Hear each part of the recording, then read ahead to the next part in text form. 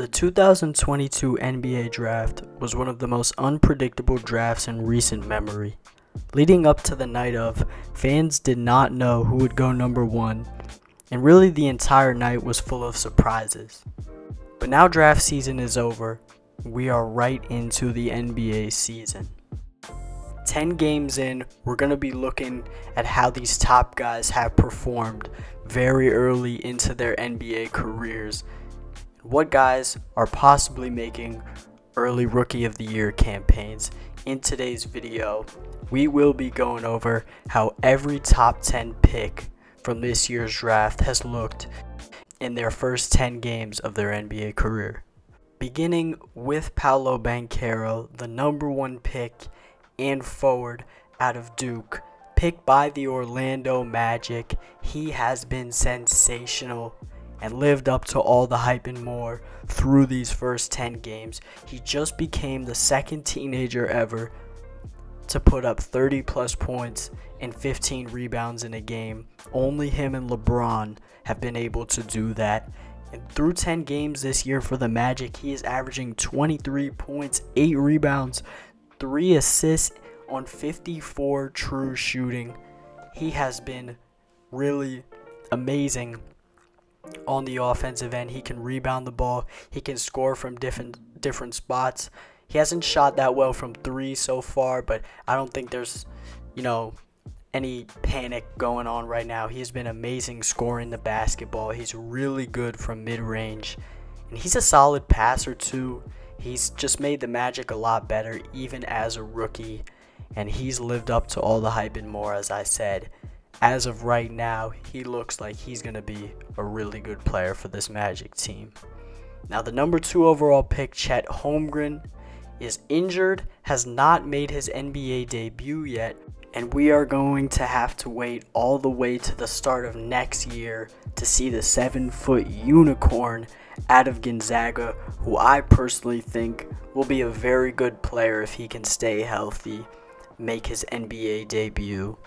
Moving on to the number 3 pick, the tall shooter out of Auburn, Jabari Smith Jr., drafted 3rd overall by the Houston Rockets, has averaged 11 points, 6 boards, a block, and has put up 43% true shooting so far through 9 NBA games. Now, he did have an impressive performance in his 4th NBA game, which was in a win for the Rockets over the Jazz, where he was able to put up 21 points, 3 blocks, and 9 rebounds. But the thing about Jabari Smith is that coming out of Auburn, a lot of people's concerns surrounding him were about his ability to really create shots. We know he could shoot over people and had a great shooting touch for someone of his size and had some tools to be good on defense. But the real concern is he doesn't really gain a lot of separation when going one-on-one against defenders. Most of his buckets are going to be layups or shooting over people, and people want to see him eventually become more of a complete scorer. And the Rockets are banking on his ability to do that. But it's very early for him. Smith is just the 8th youngest player in the entire NBA. And we knew he would have struggles on a very young Rockets team early. So if I was a Rockets fan, I wouldn't be panicking. But it will be very interesting to see if over time Jabari Smith can gain more of those tools to becoming more of a dangerous scorer and not just a shooter with size. Moving on to pick number 5 of the 2022 NBA Draft, Keegan Murray, the big scoring forward out of Iowa, who was picked by the Sacramento Kings. Viewed as one of these guys that can score from multiple levels, one of these big wings that really can become offensive weapons. Now, Murray, coming out of the draft, was viewed as a guy that can help your team sooner rather than later.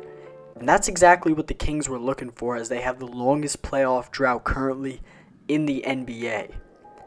And they've played the least games in the league so far, but through 7 games, Murray is averaging 14 points, 4 boards, and a block on 58% true shooting. And he's playing a very impressive 33 minutes per game as a rookie, as well as currently averaging 2.7 threes made per game, which would currently be on track for the most for a rookie ever to average. Him and Benedict Mathurin, the 6th pick who we will talk about later, both are on track to break that record. And overall, Murray in the last 2 games for the Kings has struggled, but the reigning Summer League MVP definitely looks like he has the makings of a good player. Moving on to the 5th pick in this draft, and arguably the most exciting player from this class, Jaden Ivey.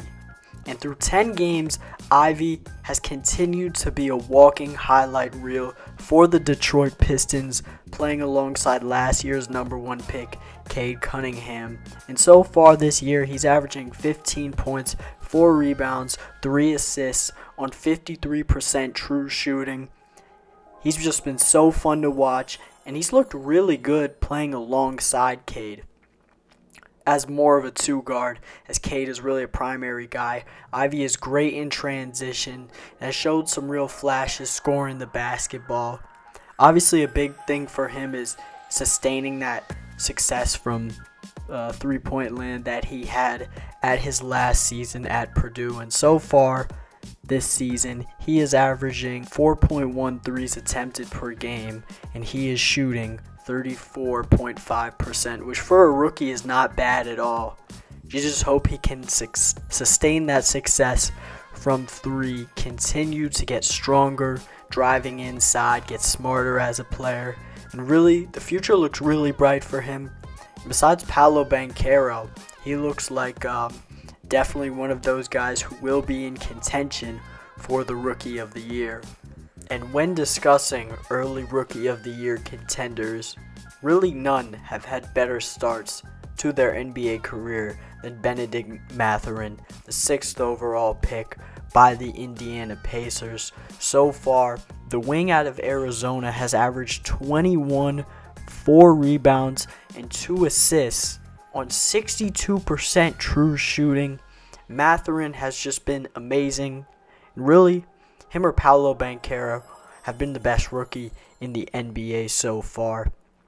Mathurin has already had multiple 20-point games, and has had a 30-point game already, had 32 in the Pacers win over the Brooklyn Nets, and he has just looked like the complete package and more. He plays with so much intensity. He can shoot, he can create his own shot, he has all the tools to be a really good defender. He plays hard on that end. He's got the athletic tools to be good on defense, and really how efficient he's been to start this season, and really his NBA career has been really impressive. He's taken good shots, he has confidence, and he's played really well alongside Tyrese Halliburton to start this season. He's also one of the most fun to watch players out of this draft class, and he has the scoring ability to be really good, and he has the tools to be a really good two-way player as well. At minimum, a 3-and-D guy who can create his own shot. Benedict Mathurin looks like one of the best rookies from this class very early, and the Pacers have to be very happy with the early returns from the number 6 overall pick. Moving on to the number 7 overall pick, another wing, Shaedon Sharpe from Kentucky, who was selected by the Portland Trailblazers and really was the mystery man of this draft class. Did not play in college, but really impressed teams in his workout. And when you talk about guys who are freak athletes, you got to talk about Shaedon Sharpe. He just has insane athleticism. And early in his NBA career, he has shown some positive signs. Now, Sharpe hasn't played huge minutes until the last few games where Damian Lillard and Anthony Simons were both hurt.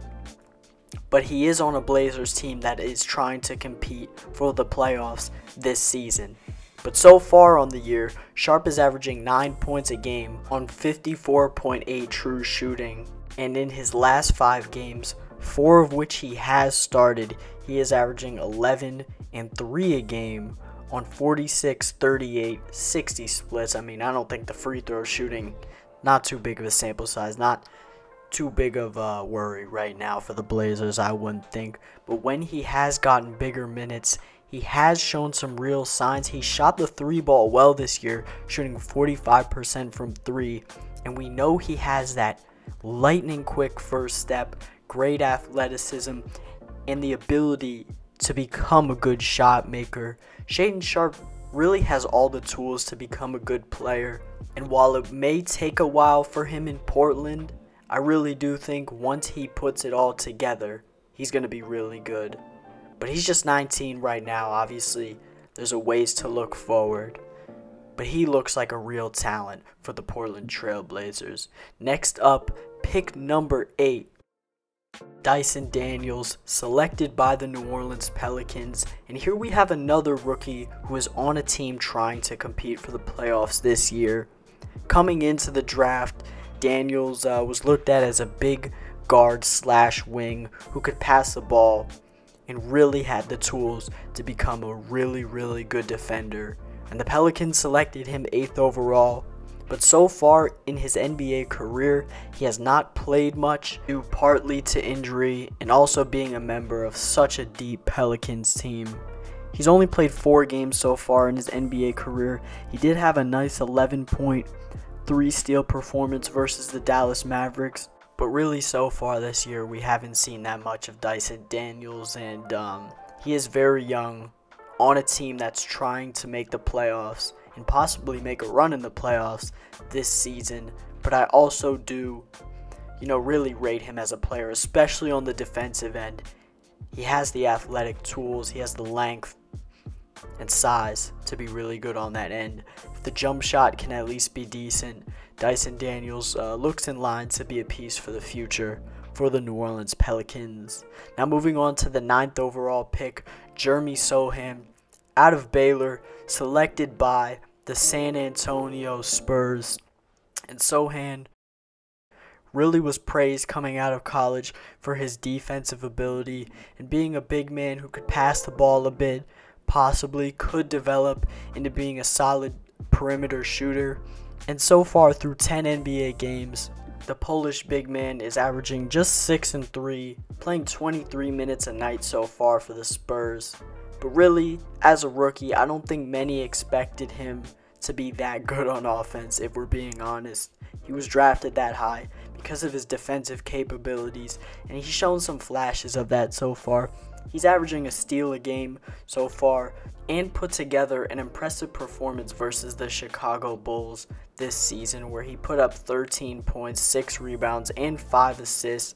And when you watch the Spurs, you see those flashes of the passing ability he possesses. He'll bring the ball up from time to time, and he really looks to find guys on the offensive end, a bit similar to Bam Adebayo.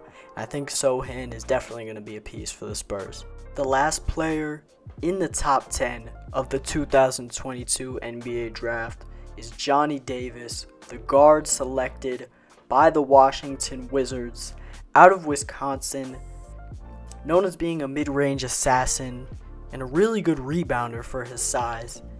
Davis really struggled in Summer League for the Wizards, as well as not really being able to establish himself as a rotation player so far for a meh at best Washington Wizards squad. He has been sent down to the G League with the Capital City Go-Go, the Wizards G League affiliate.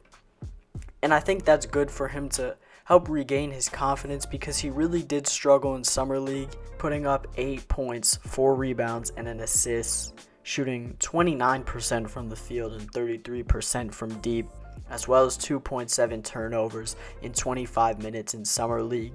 Now, this is a bit concerning to me, especially for a player who's drafted not because of his crazy high ceiling, but for how good he was as a college player. And I don't think people should be overly concerned, because it's just such a small sample size for Davis, and it might be a confidence problem, but I would be a bit concerned if I was a Wizards fan. Not overly concerned, but those questions about Davis, about his shooting, and how he will be able to find his shot at the next level have only been amplified so far. But still very early going for Johnny Davis and the Washington Wizards. And that is how every top 10 pick has looked so far, very early into their NBA careers. Now, for all these guys, if I was a fan of the teams that drafted them, none of them I would be in super panic mode. The only guy I would be slightly concerned with so far is Johnny Davis. But to show love to some of the guys outside of the top 10 who have impressed so far, AJ Griffin for the Atlanta Hawks, as well as Jalen Williams from Santa Clara, not Arkansas, for the Oklahoma City Thunder. Those two guys have impressed so far, especially AJ Griffin, a guy that I think will be really good if he could stay healthy. A big wing with great shooting touch, and really could be a steal for the Hawks if he can stay healthy, which is a big concern. And that is how every top 10 pick has looked through their first 10 games so far. I hope y'all enjoyed, and comment down below who you think will be the biggest bust from this class and the biggest steal. Thank y'all for watching. Peace out.